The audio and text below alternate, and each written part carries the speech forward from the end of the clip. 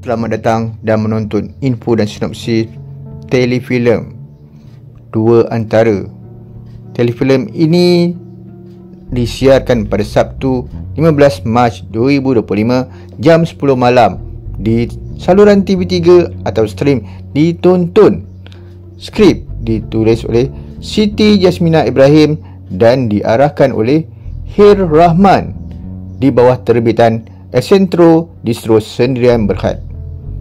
Telefilm Dua Antara membariskan pelakon-pelakon seperti Nizam Zaidi, Izzani Jasni, Fadlan Hazim, Buhari Ibrahim serta beberapa pelakon yang membintangi telefilm ini. Sinopsis telefilm Dua Antara. Buat masa ini kami tidak mendapat maklumat mengenai sinopsis telefilm ini.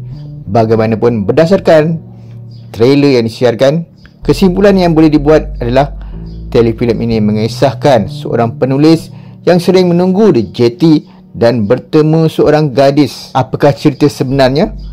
Mari kita tonton dan lihat untuk mengetahui kisah di sebalik telefilm